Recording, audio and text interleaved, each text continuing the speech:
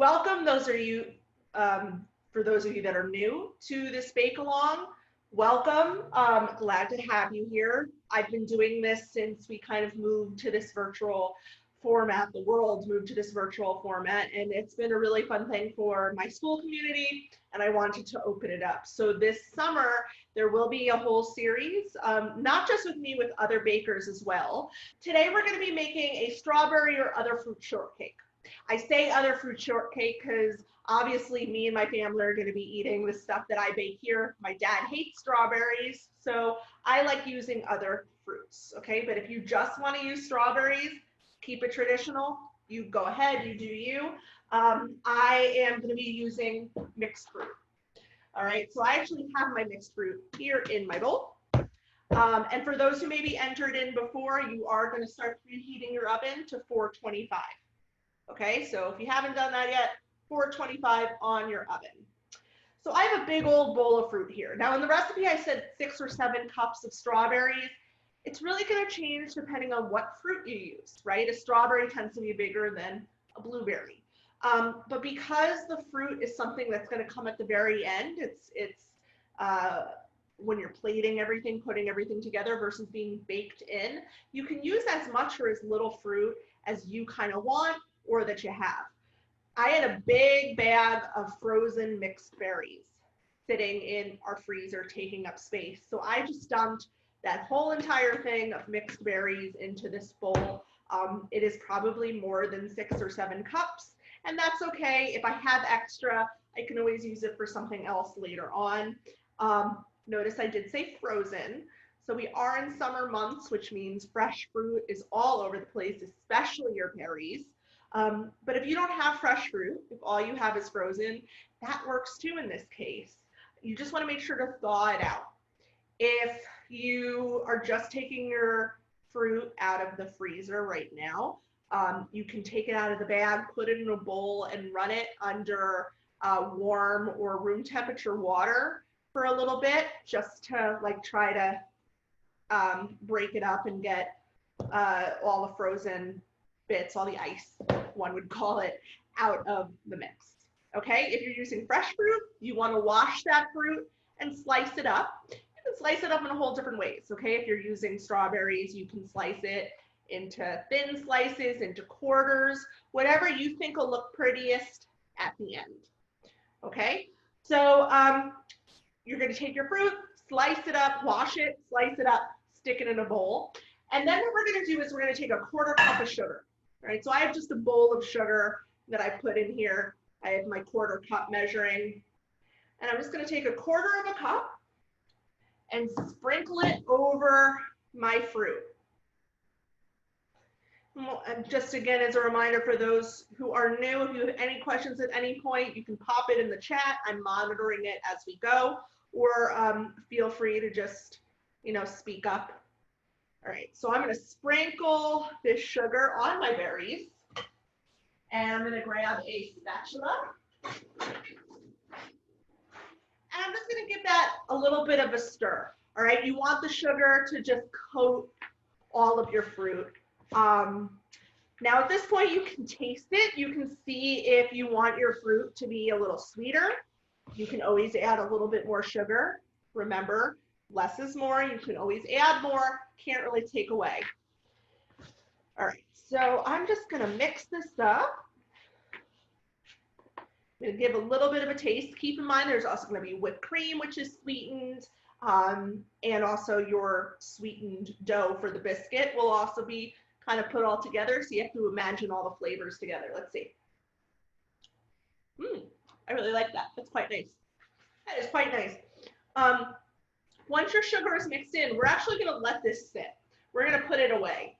If you're using fresh berries, I recommend covering it and sticking this in the fridge until we're ready to use it later on for plating. Because my berries are frozen, or they were frozen and they're still quite cold, I'm going to let them sit in room temperature, so this way they actually come more up to room temperature and aren't quite as frozen. They're still pretty cold. Okay. So sugar's in here. This was one of the easiest parts of the steps. I'm going to set this aside.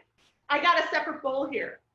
I'm gonna get my biscuit ingredients. Now, some of you were here with me, I think, for cinnamon buns, all right? And when we did cinnamon buns, they were sort of faux cinnamon buns. They were a biscuit dough that we formed into a cinnamon bun. This is a biscuit dough that we are using to form into biscuits. This is a traditional strawberry or fruit shortcake, okay? So to start off with, we are going to take 3 cups of flour. We're going to stick it in a bowl. All right, 3 cups of flour. There we go. All right, we now want to put our, what is it? It's,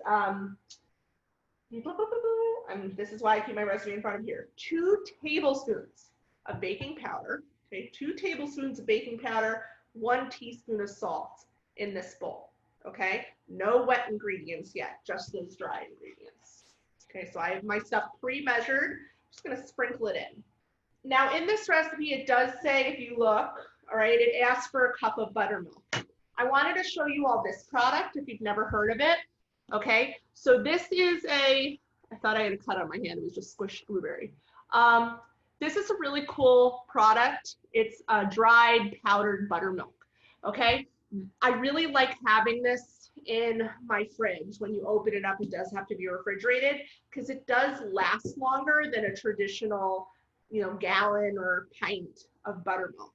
All right, so I can use it, I have more time to use it. The way that this powdered buttermilk works is for 1 cup of buttermilk, you take 4 tablespoons of this powder and then a cup of water. The powder actually gets added into your dry ingredients, and the water then would get added in later when the recipe says to add that in.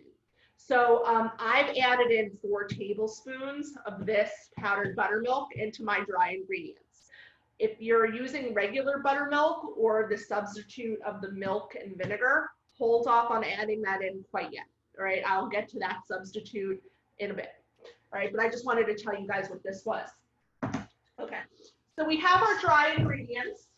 I did not mix that in with my dry ingredients. I didn't have that in my separate bowl because I have my big bowl of sugar. Yes, so it's another 1/4 cup of sugar in here. Right? No, 2 tablespoons. It's okay, mine are just gonna be extra sweet. I'm okay with that. 2 tablespoons in here. If you added a 1/4 cup, trust me, it's gonna be fine. Okay? So on Great Chocolate Showdown, whenever we messed up, right, or added something that we weren't supposed to, there were cameras anywhere. You didn't have a moment of being like, I messed up, what am I gonna do? You just kind of had to keep forging forward. And you know what I found? A lot of the times the mistakes worked in my favor because I won. So, clearly they worked in my favor. So sometimes when you make a mistake like that, these are just gonna be extra sweet biscuits. I meant to do that. Let's just go with it. All right, so it should be 2 tablespoons of sugar. I now have my butter, okay? It is 1 1/2 sticks, so I'm gonna cut one of these in half. If you've been here with me for any of like the pie doughs for the Pop-Tarts or the cinnamon bun things that we did, you want pulled butter, okay? And the reason is we don't want this butter to be fully incorporated in, okay? We want chunks of butter coated in flour, okay? And when it cooks, that butter is gonna melt and it's gonna create these super flaky, yummy, yummy layers, okay? So I am gonna take half of these, okay? And I'm just gonna cut it up into like, just chunks, so sort of like half tablespoons, right? About that big. And I'm gonna throw it into my dough. Okay, there we go. I'm gonna take my other stick of butter here. So you can get your hands in on this now and mix everything up. And the idea is to get this butter down from chunks this size to about like a pea, okay? Because I'm doing it by hand, it's not gonna be universally sized. So not every size piece of butter is gonna be the same pea size shape. It's just like a sort of general, you want the majority of it to be around that size, okay? You can also use a pastry cutter, one of these tools, which have these dull blades on the end that help chop the butter up. But if you don't have that, you can absolutely use by hand. I usually start with my pastry cutter and then we'll get my hands in there. You can also toss this whole mixture into a food processor or a blender. You just want to make sure to not overmix. Okay, so you would just hit pulse like 1 or 2 times, check on it, and see where you're at. Okay. Again, we want those big chunks of butter. Awesome. So this mixture is the dry ingredients and the butter? Just the dry ingredients and the butter. That is correct. Okay. So let's see where my butter chunks are at right now. Okay, so I have one butter chunk that's like that big. This one's still pretty big, so I think I still have some more to go here. So we're just trying to get it all like around the size of a pea. Again, doesn't all have to be universal. Let's see what that looks like now. All right, so I have a couple of different size pieces of butter here. I'm just gonna show you, or see if I can show you. All right, so I have one piece of butter that's like this size. I have another this size. All right, I'm feeling pretty good about these butter sizes here. I think that these are pretty much consistent, the same size. They're not the same shape, but I don't really want to mix this anymore. I know that these are going to break down a little bit more as we continue. So I'm going to leave it as is. And now what we're going to do is we have to add in our liquids. So if you are using buttermilk, straight up liquid buttermilk, this would be when you would add that in. If you are using a powdered buttermilk like myself, you would be adding in a cup of regular room temperature water. If you are doing the substitute for buttermilk, which is that white vinegar and your milk, what you're going to do is take a measuring cup, take your tablespoon of white vinegar, put it in the measuring cup first, and then pour in milk to get to the 1 cup measurement. So again, I used the powdered buttermilk, so I'm using a cup of water. And I'm just going to drizzle this in. All right, you can try to use a spatula for this, but I'm just getting my hands in here, and we want this to be incorporated into a dough. It's going to be super sticky, right? So just be warned about that. Okay, as you are mixing it, try to get all. Sorry, what was that? How much lemon would I need to use? You want still about a tablespoon of lemon. Okay, so it's either a tablespoon of lemon or vinegar. Okay, but use what you have, because it's, even if you have less than that, if you only have like a teaspoon, whatever it is that you can get out of 1 lemon, it's still going to be better than nothing, right? Okay, so I'm going to mix this all together. I want this to all get incorporated, and while I'm mixing it, I'm trying to be careful to not squish up that butter too much, right? I want those big chunks of butter in there, right? Okay. If, like right now, I am noticing that it's having a little bit of trouble coming together, I am going to add a little bit more liquid. If you already added in buttermilk or milk, at this point, you can just go for straight water. But it wouldn't hurt it if you added some more dairy to it. Right, I'm gonna grab a little bit more milk, a little bit more water into my measuring cup. Give me 1 second. So I filled up my measuring cup. I'm just gonna put a little bit of water in it, not a lot, okay? I can always add more. Because at this point, I don't wanna make it too liquidy. You can turn your, and I say this in the recipe, you can turn the dough out on a clean floured surface at this point and kind of knead it. My bowl happens to be big and wide, so I can really get both of my hands in there and try to get this dough to be a ball. All right, you just want ball shape. You want it to be able to stick together. All right, so if you are doing the full recipe, you're trying for 12 biscuits. Okay, that is ultimately our goal, is to break this up into 12. All right, So I have a log, right? It all came together into a log shape, so I know that there's enough liquid in there. I don't need to add more. I'm just gonna wash my hands really quick and give you a chance to all kind of catch up with me. 1 second.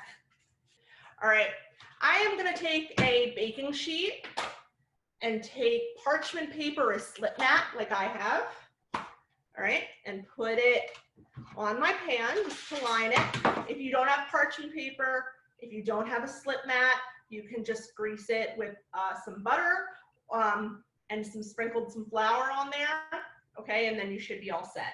So if you did the full recipe, our goal is to get 12 biscuits. You can get really precise here. You can weigh everything to make sure it's the same size. You can like cut it in half and then cut those halves into halves and everything. I'm just gonna eyeball it and hope I get somewhere around 12 and make adjustments as I go if I'm realizing I only have like, you know, 6.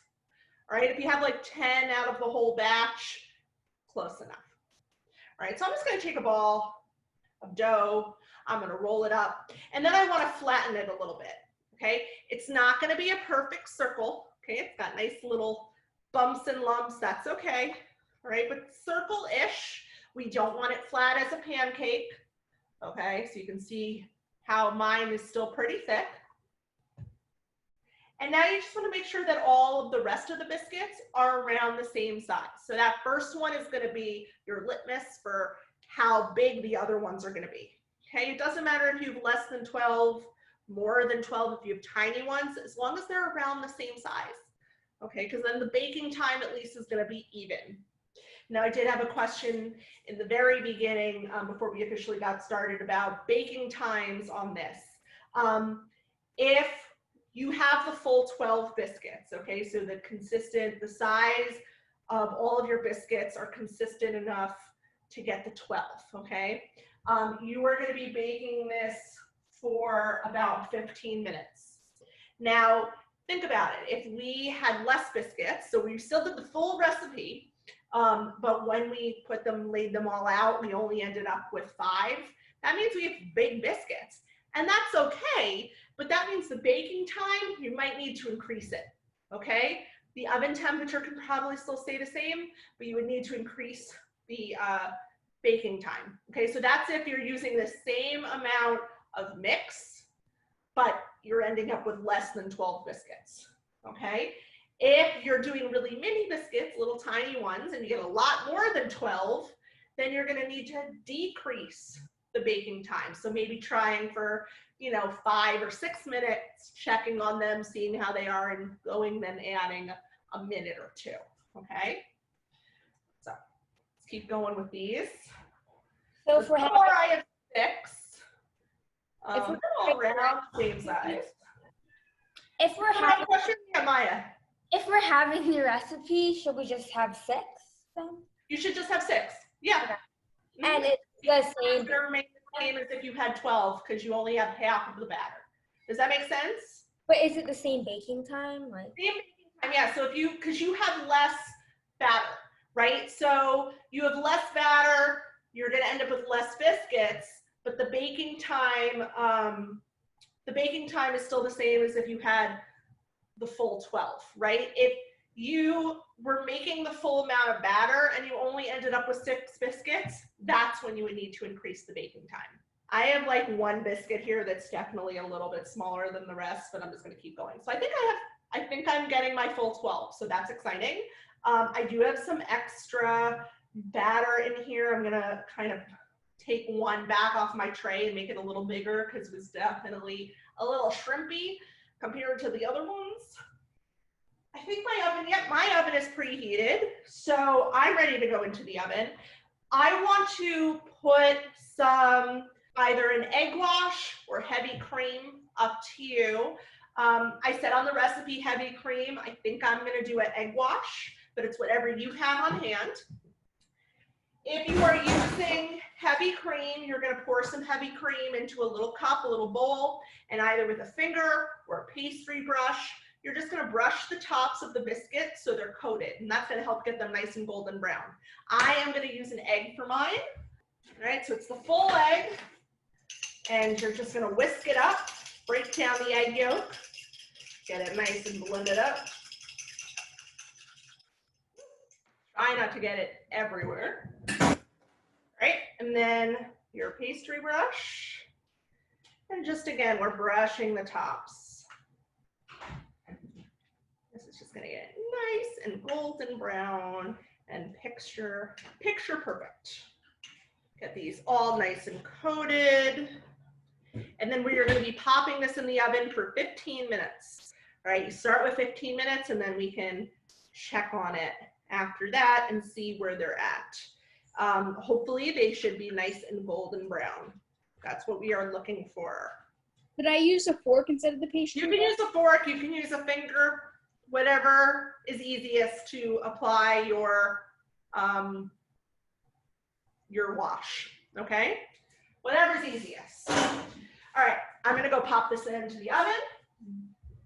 The middle rack is totally fine, that works perfectly. I'm gonna remember to set my alarm. Okay, for those of you who have been here long enough, know I have a habit of forgetting to do that step. Okay, and then let's just take a moment while you guys are kind of catching up with that. We're just gonna straighten up a little bit, put some stuff away. And now we're gonna move on to our whipped cream, which is an essential part of any shortcake, whether you're using strawberry or another fruit. I am actually just gonna switch out my mixer for a moment because this one, the whisk attachment broke. For the whipped cream, you do want either a handheld electric mixer, something like this, with the whisk attachments, a stand mixer, okay, like a KitchenAid or another brand. You can do whipped cream by hand, but you're just gonna get an upper body workout, which really is not a bad thing because you'll work out and then you're gonna eat some strawberry shortcake. So it balances itself out really. Okay. I, however, am gonna use my kitchen. So is everyone's biscuits in the oven? Are we good for whipped cream? Yeah? All right, so whipped cream is so easy to make. If all you have is heavy cream, that is all you need for whipped cream, okay? Heavy cream, whipping cream, they have different names in the grocery store. They are the same thing, all right? So you don't have to buy special whipping cream or something. You can just get heavy cream. All right, we are going to be taking a cup of our heavy cream and putting it into our mixer. Okay, so 1 cup. All right, dump that out. 1 cup of heavy cream. All right, I am gonna add in some extra ingredients. As I said, you can just go with straight up whipped cream, but I wanna make mine a little bit sweeter. All right, so I'm gonna take 2 tablespoons of regular white sugar. Okay, 1 and 2. Okay, and then a teaspoon of vanilla. So now what I'm gonna do is I'm gonna turn on my mixer to about medium speed and I'm just gonna let it run until it gets what's called soft peaks. All right, and what that means is you take your whisk and you're able to kind of pull it up from your whipped cream mixture and these little soft peaks form. It's a peak and then it kind of droops down. That's what we call a soft peak. If you ever have a recipe and it asks for stiff peaks, that means when I go to pull the whisk away, it gets that nice peak pyramid shape and then it stays there. It doesn't droop, it stays right there. If we did a meringue, a marshmallow, something like that, we would be looking for stiff peaks. All right, if you ever in science class made butter, that's sort of what we're doing right now, but we're stopping before we get to the butter stage. All right, so again, if you have a recipe that asks for stiff peaks, just you want to be careful that you don't over whisk and make butter, okay? So I'm going to lower this down and start it slow first, and then make the speed go up. Now again, you can do this by hand. It's going to take a little bit longer. You might want to be able to switch off with a partner, okay? So you guys can take turns, take a rest in between, but it's totally doable, okay? You see people doing this by hand on baking shows all the time. This is why I used a glass bowl here. So I want to show you, see how it's getting peaks, all right? but it's still nice and soft. And if I go to pour it, it's still gonna pour out. This is totally done right now. Now, obviously my shortcakes, my biscuits are still in the oven, so this isn't ready yet. I can put a lid on this and put it in the fridge. I can leave it at room temperature, and just right before I go to serve my shortcake, I might want to give it another whip, all right? Get that air back in, okay? But this is totally ready to go at this point. You can get super fancy and add other flavors into that whipped cream too. I've added banana powder at some point. I think I've done with strawberries, all right? So you can add like fun fruit powders and things into your whipped cream as well, which is kind of cool. If I'm having the recipe, should I also have the whipped cream? You can, or do the full thing of whipped cream and then you just have extra whipped cream. Okay, it just depends on how much whipped cream you want to be able to put on your shortcake. All right. So if you are somebody who likes a lot more cream than biscuit, then you might want to keep the full recipe. It's easy enough. You saw how quick it was. Easy enough to make more if you need it. Show everyone what this looks like. So they puffed up a little bit. They look great. I'm not going to pick that up. I'm going to try. All right, so they're soft. These look so good. Okay, you can see it's browned on top. The bottom, that's what the coloring is. So they're not burnt, but they're nice and brown. Okay, and the top has a nice sort of glaze on it from that egg wash. This fell off, so of course I'm going to eat it. All right. So, assembling your shortcake.